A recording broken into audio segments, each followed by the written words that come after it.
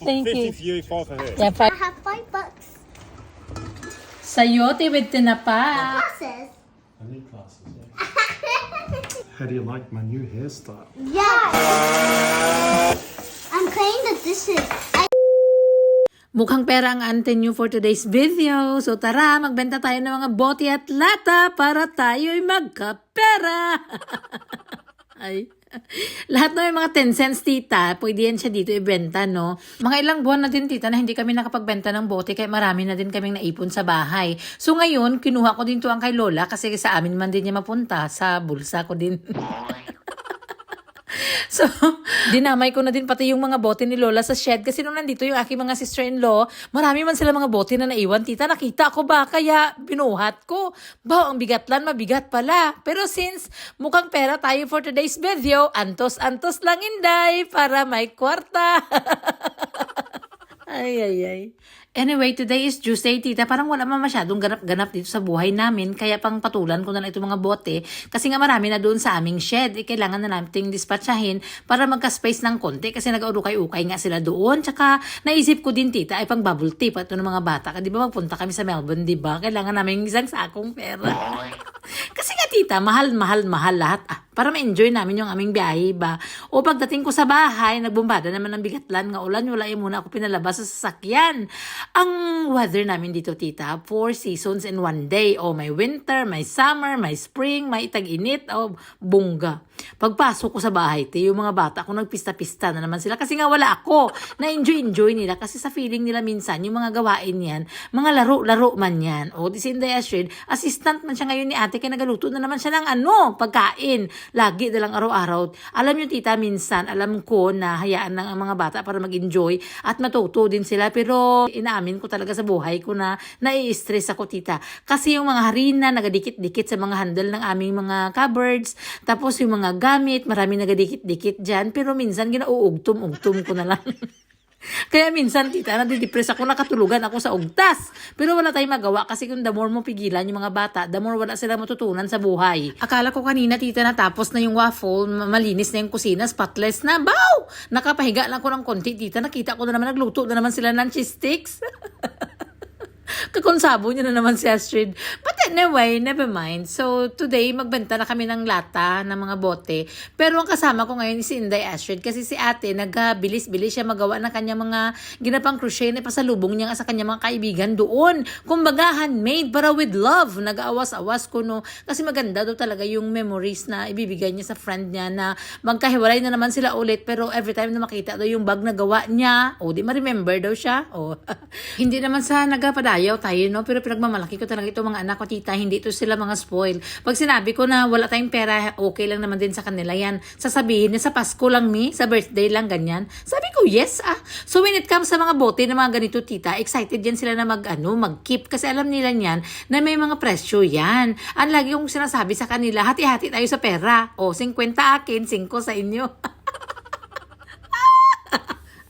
Joke lang. Gusto sana ni Inday Astrid, tita, na siya ang magbenta ng mga bote. Baka kaso nga lang marami nakapila sa likod. Tapos nagantay pa nga kami ng sandali. So sabi ko, ako na lang, tsaka nagaulan. Ayoko na magsipon-sipon na naman, magbiyahe na naman bala kami, So from Tetra Pak to soft drinks, mga beers, lahat na may mga 10 cents, tita. So wag mo ibenta yung walang 10 cents. Ano ka ba? So lahat ng amin na pagbentahan ngayong araw, 55 lahat. So binigay sa akin ni Tito ang 50. Binigay niya kasi Astrid ang 5. Grabe ang kalipay ng bata. Wagas talaga, te. Akala niya sa kanya.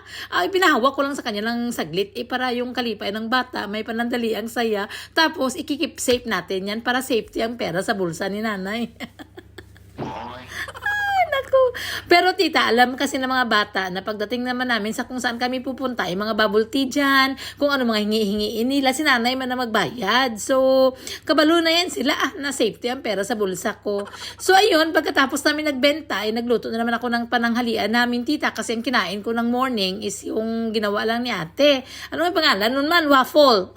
So, hindi pwede yan sa akin, kaya magka-acid reflux ako, tita, basta mga ganyan ang pamahaw ko. So, kailangan talaga natin may mga Pinoy na mga ulam dyan. So, tinitira natin dito ngayon ang sayote na galing sa city na binili ni dad.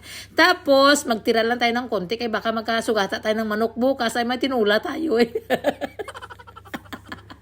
Ay. So may isa pa akong tinapa dito. Ang tawag namin nito sa probinsya sa amin sa South Cotabato, tinapa. Pero alam ko sa Tagalog yung tinapa, tita, yung isda na pinausukan yata, 'di ba? Ganun. Pero sa amin yung sardinas, yung tinapa sa amin. Huwag kayong ano-ano diyan.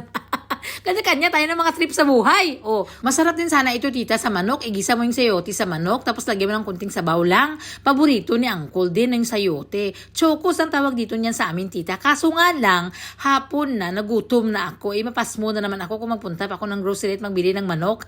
Sardinas lang muna, okay na yan. Sabi ko, kung magtiis ka muna. Next time ka lang. Kaya pupunta man din kami sa city, makabili pa kami ulit ng, ng sayote, tita. So, for today's video talaga, sardinas and sayote lang, okay na muna kami.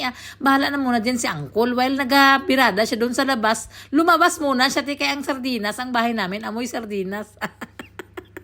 Kawawa si Uncle. Pagpasok naman, bawagin si Luta na naman siya ninday Ashley, tita. Ging pa, makeup pa na naman siya. Yan ang first na customer niya, ang kanyang biktima. Kasi lagi siya nag-makeup. Ang anak ko natuto na sa mga makeup. Buti naman yung tatay niya nagpahinga na galing dun sa linis-linis sa labas, tita. Kasi nag-init ng konti. Matagal na din kami hindi nakapaglinis ng lawn, tita. Kasi nakalbo man yun. Ngayon nakawig na siya. Si Uncle. Si Uncle man pala yung nag-wig, oy. Nakalbo yung aming lawn before, tita, kasi sa summer nga. Kaya nung lagi nagabumbada ang ulan, nag-grow na naman sila ulit. So, it's about time na talaga na linisan na ng konti. Tapos, yung anak ko, sabi ko sa inyo, nagluto na naman siya nito, tita.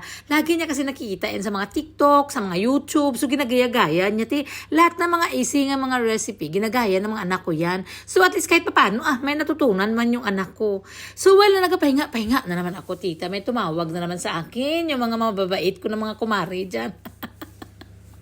Nagdala na naman sila ng mga tahong ni Carla. Ay, fresh na fresh.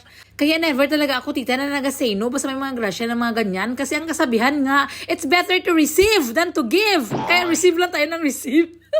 Hala, parang baliskad nun. Salamat mga marings!